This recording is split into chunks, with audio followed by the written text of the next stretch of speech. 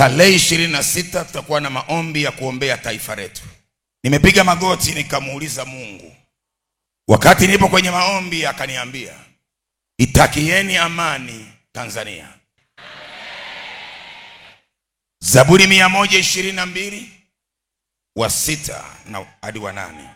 Biblia inasema, utakieni Yerusalemu amani na wafanikiwe wakupendao. Amani na ikae ndani ya kuta zako na kufanikiwa ndani ya majumba yako. Kwa hadiri ya ndugu zangu na rafiki zangu, nimesema sasa amani ikae nawe.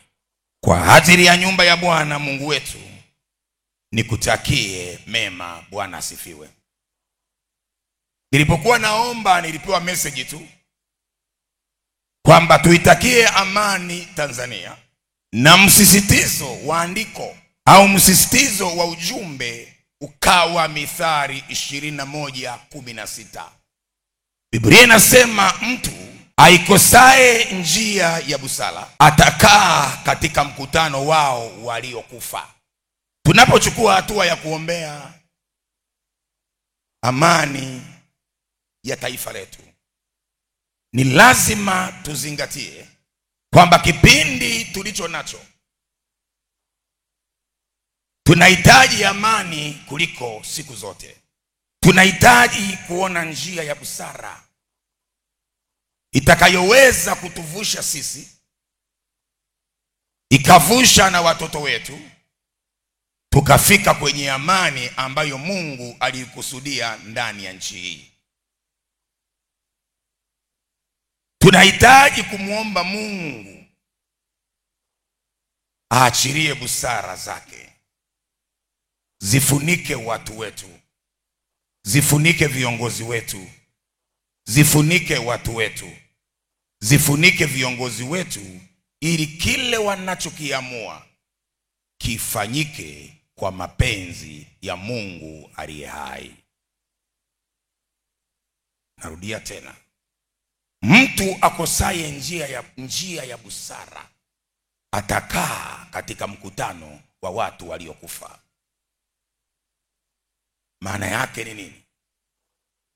Unapoona kuna makundi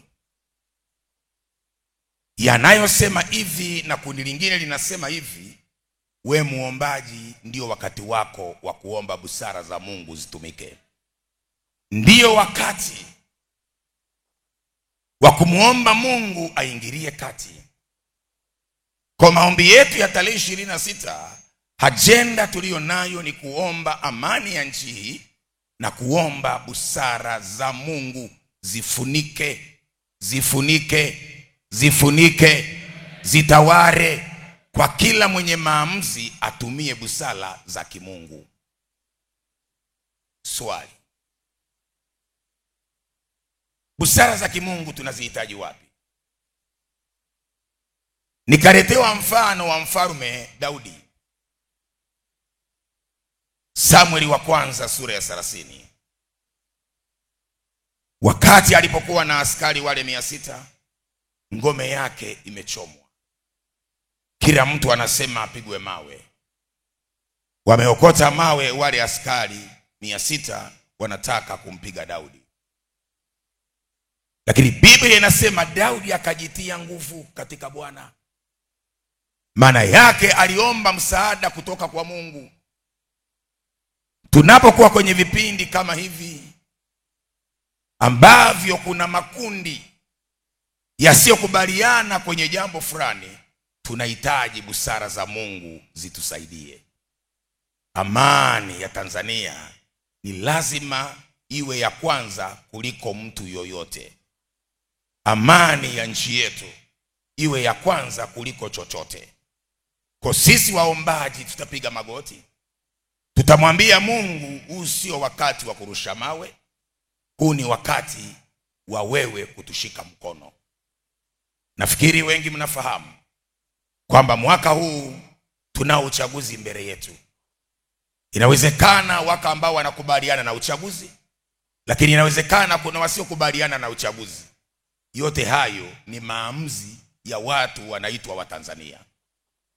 Wale waliokubali wataendelea na uchaguzi, Na wale waliokataa, maana yake ni nini? Waendelee kukataa, lakini kukataa kwao wakatae kwa amani. Kwa kama kuna watu tarehe 29 mnatoka kwenda kupiga kula, kuna mwingine anasema stoki alale, lakini asiokote jiwe kumpiga mwingine alienda kupiga kula. Tukifika hapo, amani hakuna. Bwana sifiwe. Sisi kama waombaji tunakaa katikati. Hatuwezi kuwa na kundi la kuegemea, lakini tunachokisema, taifa letu linahitaji kuombewa sasa kuliko muda wote. Mioyo ya watu wengine wana hasira, wengine wamejeruhiwa, wengine wametukanwa, wengine wamefanywaje. Ni maneno magumu sana ukiangalia na ukiyafikiria kwenye mitandao, hayaleti afya. Sasa je, na sisi kama kanisa tugalifike? Hapana, sisi tupige goti. Sasa kupiga goti kusiongozwe na hasira, kuongozwe na Mungu. Daudi akamuomba Mungu, Mungu akamwambia cha kufanya. Nimetafakari sana, tunapoomba tunaweza kuwa na vitu vingi vya kuombea, lakini Bwana akanisisitiza, ombeeni amani ya Tanzania. Tanzania iwe na amani. Katika amani yake nyinyi mtafanikiwa, katika vurugu yake nyinyi mtaharibikiwa. Tuchague amani ili tusiharibikiwe. Kwa ninachokiomba kwako, ninachokiomba kwa kanisa, ninachokiomba kwa watu wa Mungu, tarehe 26 tujitoe kuomba. Siongei kwa sababu sijui. Inawezekana wewe huko una mambo yako. Mimi siongelei mambo yako, naongelea mambo ya Mungu.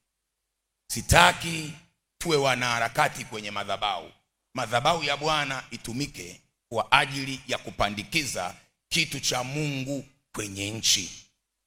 Tukiweka kitu cha Mungu kwenye nchi, Mungu atatusaidia.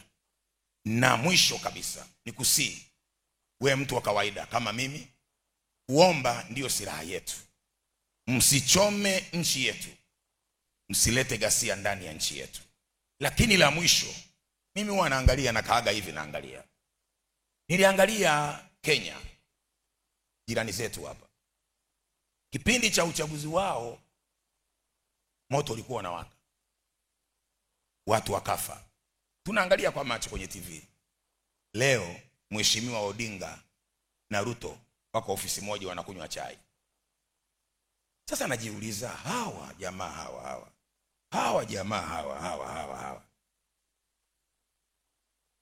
saa ya kupatana hawakutuita tuje na mawe. Saa ya kupatana hawakutuambia tuandamane. Lakini saa ya kudai mapatano yao waliandamanisha na watu wakafa. Nakumbuka maneno ya shehe mmoja, alikuwa anatoa mawaidha shehe.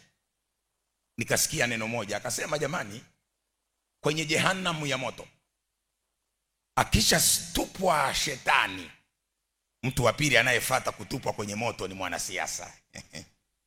Nikasema, shehe, maneno umeyapata wapi? Kwa sababu wanachokuambia si ndicho wanachomaanisha.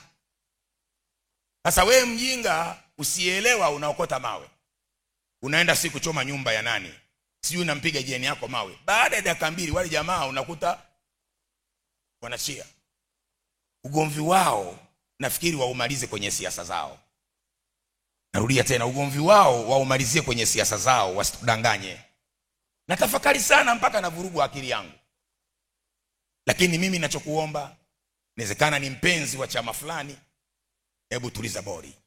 Muombe Mungu akupe hekima. Wakikwambia okota jiwe, wewe okota maombi. Sisi tunataka maombi, tunataka amani.